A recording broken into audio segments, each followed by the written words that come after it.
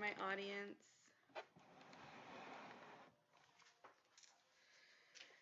My name is Michelle Morales, and today I will be telling you a little bit about my profession and hobby as a drafter. What do you think of when you think of the word construction?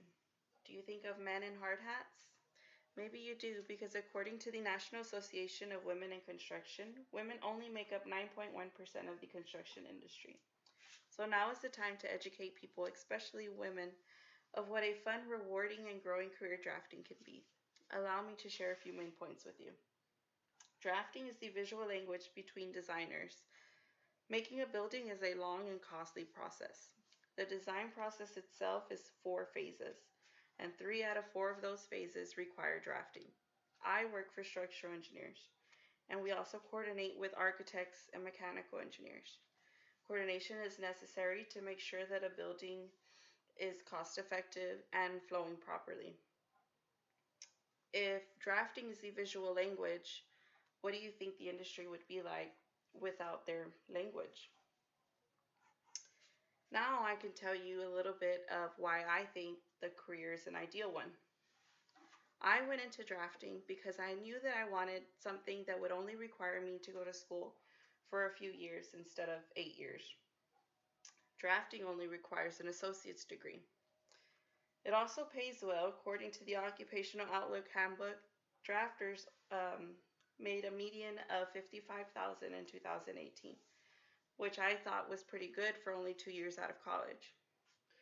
I also knew that I needed something flexible because I was already a parent. Drafting does allow me to have the flexibility that I need because now I can work from home if I need to. I can access everything that I need right on my laptop.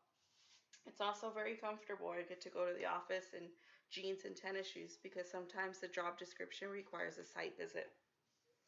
So drafting did check off a lot of the boxes that I had when I was searching for my dream career. A couple more things that you might want to consider is there are different fields in the industry that you can work for. I work for structural engineers. Here's an example of a structural foundation plan. And in this plan, you can see some section cuts, and that's just like a blow up of what it would look like if you were to cut the plan. So you can also work for other engineers such as mechanical, civil, or electrical. Electrical drafters actually get paid a little bit more. Their median was at $60,000. Or you can work for architecture, and architects use more color and they design interior floor plans or even interior design, designing wall colors and lighting. That uses drafting skills as well. It also makes it easy to get side jobs. You can get hired by somebody just to work on one project, get hired like on a project to project basis, or you can do freelance stuff online. You can also just sell what we call as a family, just like a symbol or an object such as a door or window.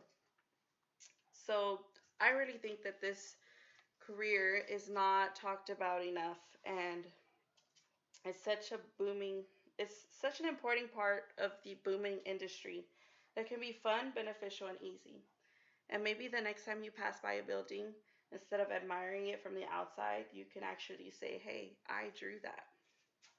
Thank you.